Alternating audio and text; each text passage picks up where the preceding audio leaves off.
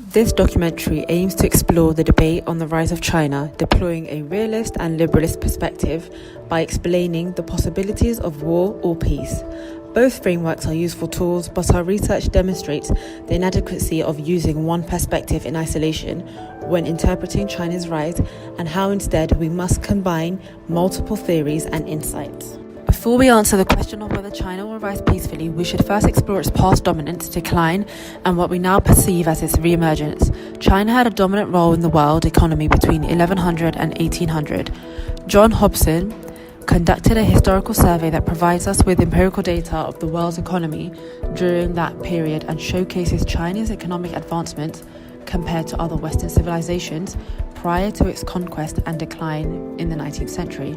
As early as 1078, China was a pioneer and a major producer of steel. China was the world's leader in technical innovations in textile manufacturing and was a leading trading nation. China possessed the world's largest commercial ships and was the leading maritime power in the years 1405 to 1433. Its agricultural revolution and productivity surpassed the West down to the 18th century. It retained its position in the world economy until the early 19th century. China's dominant global position was challenged by the rise of British imperialism, which had adopted the advanced technological, navigational and market innovations of China and other Asian countries in order to bypass earlier stages in becoming a world power. The willingness of the West to use military power to win colonies, pillage resources and recruit huge mercenary armies commanded by the European officers spelled the end for China as a world power. British imperialists intervened violently in Asia, reorganizing local economies to suit the needs of the empire and seize control of local political, economic and administrative apparatus to establish the colonial state. Britain's empire was thus able to secure military supremacy over China. China's rise to global power began in 1949 during the Chinese Revolution. This is when China transitioned to capitalism. Over time, China rose to become the world's second largest economy. Additionally, China has emerged as a principal lender in Latin America.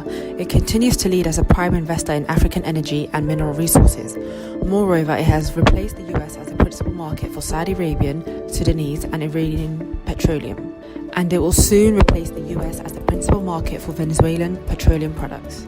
Today, China is the world's biggest manufacturer and exporter, dominating even the US market while playing the role of financial lifeline as it holds over $1.3 trillion in US Treasury notes.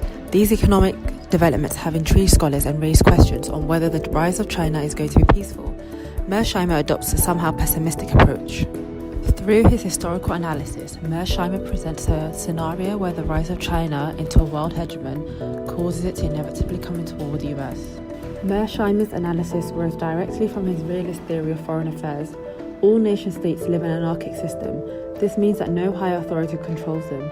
Additionally, all nation-states have offensive military capacity and great powers have a mighty offensive capacity. However, even if states know each country's capacity, they do not know each other's intentions. Since the principal goal of each state is its state survival, this uncertainty creates fear. In a system with no higher authority figure, realists believe that the nation-states should rely on their own means and act independently. Therefore, the best way to survive is to become the most powerful. Any nation's ideal, Mearsheimer says, is regional hegemony. This means absolute control in one's region. The US is the only regional hegemon in history because it faces no challenge in the Western Hemisphere. And one of the US's main fears is another country becoming a hegemony, such as China in Asia. I think what's going on here is that the Chinese are imitating the United States, and what they want to create is an international order that suits their interests, much the way the Americans did after 1945. But the institutions are not fundamentally different than the institutions that the Americans. China's neighbors do not want China as a hegemon. This is because of its expansionist methods to gain power in the territory. China wants Taiwan back, as well as the Diao Islands. It also wants to dominate the South China Sea. This leads to disputes within the region. Moreover, many of China's neighbors fear that China will settle all its territorial disputes by coercion. China's bid for hegemony could also lead to a coalition with China's neighbors in order to resist China's dominance. The US will likely lead such a coalition and respond with some sort of containment effort. Continuing economic intercourse between China and its neighbors and China and the United States. But I still think at the same time there will be significant security competition. Other realists also share the same view of an imminent war between the US and China, but focus on the differences between cultures and the Western and Eastern civilization. Samuel Huntington, in response to Fukuyama, his former doctoral student, argued that culture trumps economic development. In the second paragraph of his seminal article, he said, "The great divisions among humankind and the dominating source of conflict will be cultural." He argued that the clashes are most likely when the 8 great civilizations are in close proximity. Evidence supporting this argument would be the conflicts in the Middle East, Kashmir, and the former Yugoslavia. Huntington said that the 2 greatest future clashes would ensue between the West and Islam and the West and China because of deep cultural traditions with the forces of Western modernity.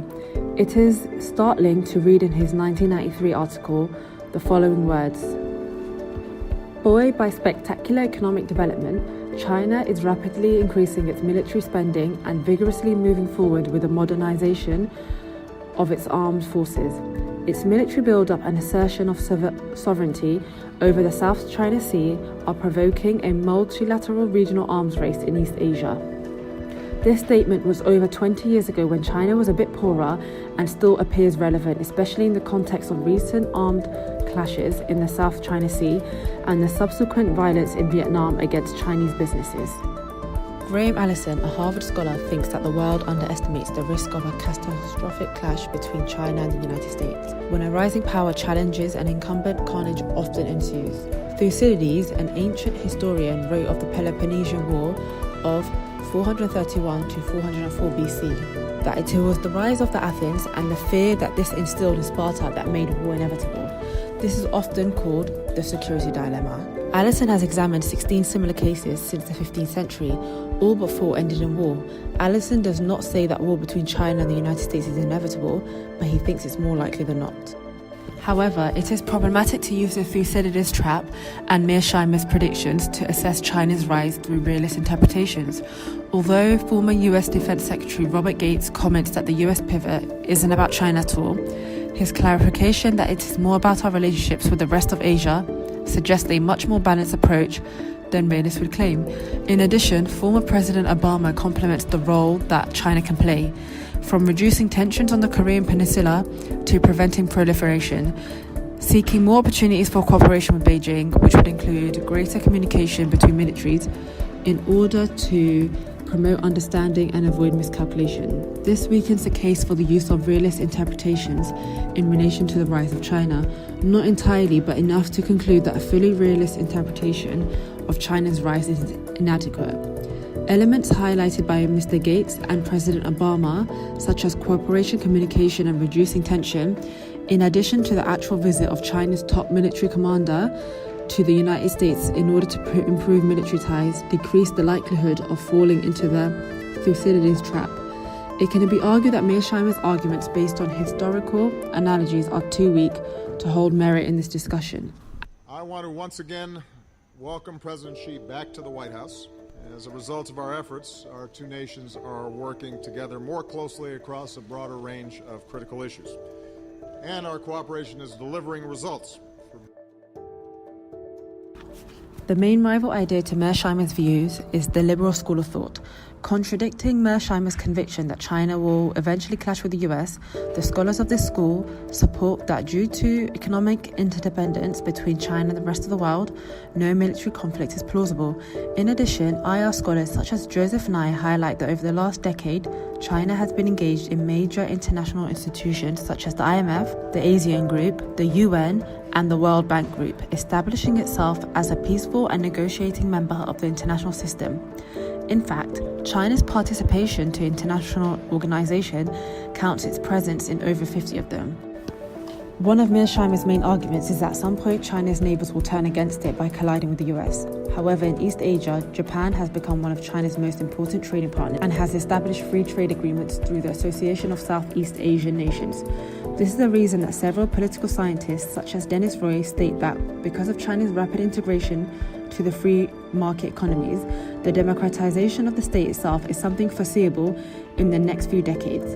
If China, due to economic growth, becomes a democracy, that would stop war with America, as two democratic states are unlikely to get engaged in war. The recent expansion of higher education and English fluency in China may lead to its youth to explore modern views of society and seek their implementation. Even if the Chinese government remains communist, steady improvement in the rule of law, both domestically and in terms of international business, may minimize dangerous conflicts between the West and China, and perhaps could help the two civilizations in meeting the global challenges of the 21st century. Although China still operates in a one-party system, some liberals argue that Chinese leaders have tried to make the government more transparent by allowing press freedom and becoming more open to public opinion. Min Shinpei, a Chinese scholar, noted that CCP is eager to show that the Chinese people, their government is well integrated in the international community. For this reason, the Chinese government spent immense political capital to get foreign leaders to attend the 2012 Beijing Olympics opening ceremony.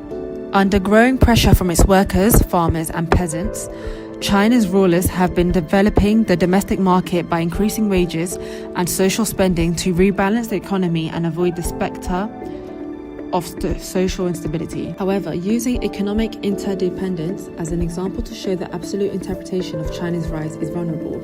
It undermines and oversimplifies the frictions that economic interdependence causes between nations. High levels of economic interdependence has the ability, as Samuel Huntington notes in The Clash of Civilizations and the Remaking of the World Order, to act as war-inducing rather than peace-inducing, as liberalists would argue. For example, it fails to account for the deterioration in Sino-Japanese relations, which has undermined economic interdependence. Territorial disputes over the Dao and Senkaku Islands, as well as Japanese Prime Minister Shinzo Abe's visit to the controversial and sensitive Yasukuni Shrine, has had several effects on bilateral ties and economic interdependence. To quantify this, trade between China and Japan decreased by 3.9% in 2012, followed by a further 5.1% drop in 2013. In addition, China's FDI in Japan fell by 23.5% during the same period. It's China's new provocative air defense identification zone over the East China Sea testament of Huntington's predictions?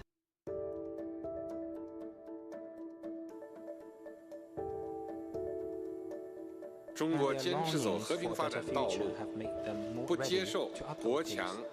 are committed to the path of peaceful development. 任何人、任何事、任何理由都不能动摇中国走和平发展道路的决心和意志。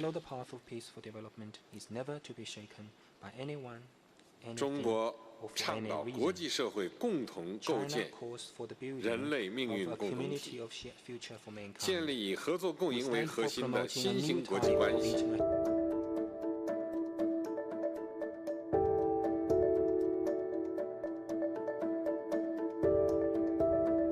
There are many reasons why war is not always the most likely scenario, as there are possibilities for peaceful rise and coexistence of both superpowers in the future IR system.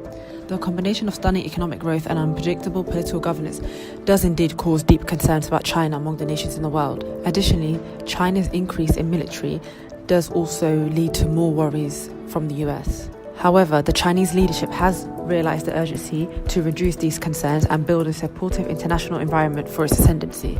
It is clear that we can't come to a conclusion at this moment of whether China's rise will lead to a war between the US and whether China's rise will be peaceful or not. This is due to close relations between the two countries. In order to come to a clearer conclusion, we would have to observe the international political order over the next few decades.